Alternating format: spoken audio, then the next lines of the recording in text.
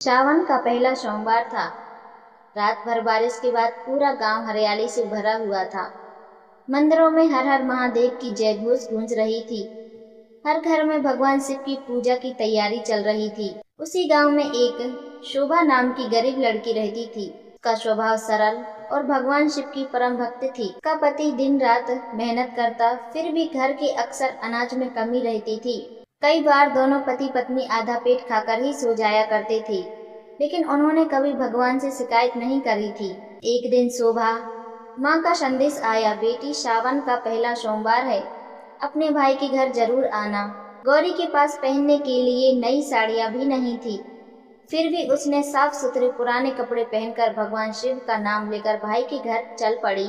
शोभा जब अपने भाई के घर पहुंचती है तो भाई ने बहन को देखते ही गले लगा लिया। भाभी ने प्रेम से भोजन कराया। दिन भर हंसी खुशी बीता। जब शाम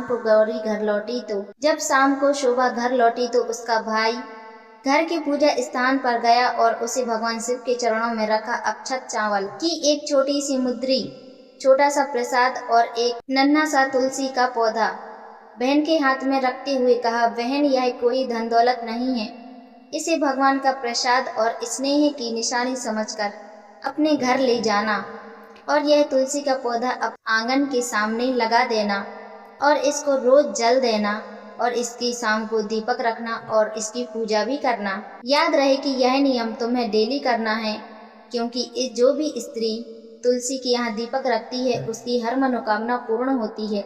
शोभा अपने भाई की बात को अपने पल्लू में बांधकर घर आती है और वह ऐसा ही करती है। वह अपने घर के आंगन के सामने तुलसी का पौधा लगा देती है और रोज दिया जलाती है और उसे जल भी देती है। गौरी ने दोनों हाथ जोड़कर उस प्रसाद को अपने माथे से लगाया और अपने घर में आकर उस प्रसाद को ग्रहण किया।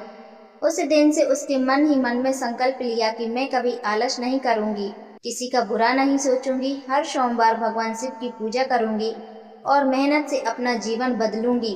शोभा ने घर के आंगन में तुलसी का पौधा लगाया, रोज दीपक जलाती, भगवान शिव की पूजा अर्चना करती। धीरे धीरे उसके पति के व्यापार में वृद्धि होने लगती है और उसकी वार्षिक आय बढ़ जाती है।